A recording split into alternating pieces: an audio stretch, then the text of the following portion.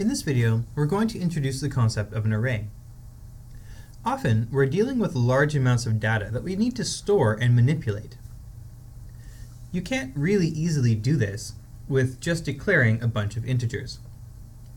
For example, if I wanted to store 1,000 different integers and then do different mathematical operations on those integers, I wouldn't really sit into my compiler and say int x1 equals 0, int x2 equals 0, and so on, up to 1,000 x's. I need a much more compact way of getting a bunch of data of the same data type all together.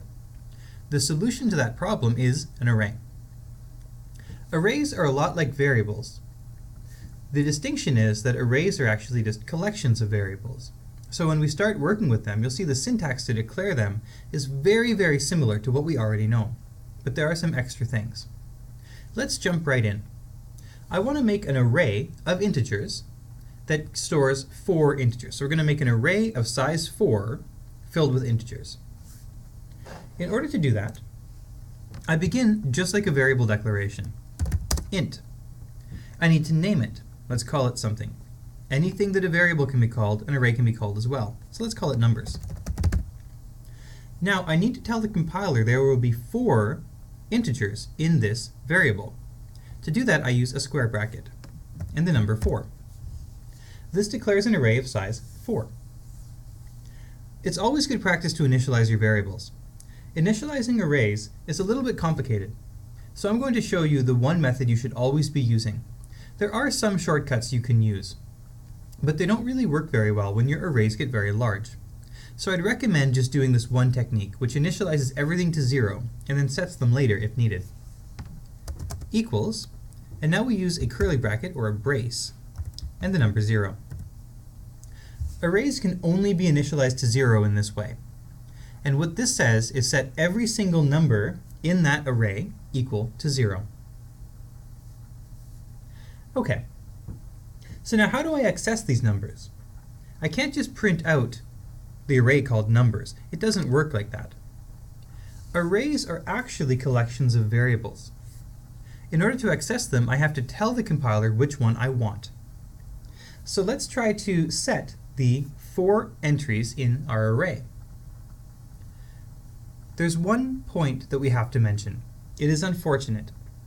In C and C++, arrays begin at 0, which means that the numbers I have access to are 0, 1, 2, and 3. Let's see what that means. If I want to access the first element of my array, I have to access numbers bracket 0. So let's say I want to set that number to 7. Numbers bracket 0, notice I'm using square brackets, equals 7. Similarly, for the next elements in the array, let's set them to something. Numbers brackets 1 equals to 4, for example.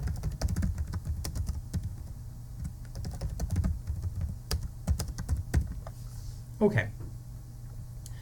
This is all 4 elements of my array being set to something. 7, 4, 4, and 10.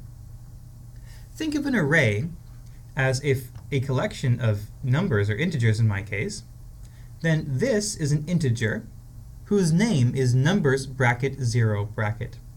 We read it as numbers of 0, or numbers at 0, depending on who you talk to. So these 4 things are in fact just integers. I can do whatever I want to them, as long as I can do that to an integer. For example, I can add them, I can multiply them, I can set them equal to each other, like this. Numbers at 0 equals numbers at 1 times numbers at 3. This is perfectly fine. And this should now set numbers of 0 equal to 40. Let's take a look. Let's print them out. I'm going to print them 1 per line. Numbers of 0, end line. Numbers of 1, end line. Numbers of 2, end line. Numbers of 3. Now you'll notice this is somewhat of a tedious way of accessing arrays. We'll get into how to really work with arrays in later videos. But right now, let's print them out. What we should see is the number 40, because remember I multiplied here, and then 4, 4, and 10.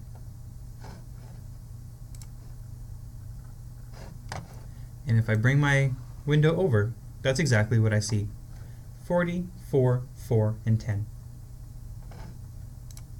So to recap, arrays are just collections of variables of all the same type. We have to know how large they are, and typically we give it a constant number.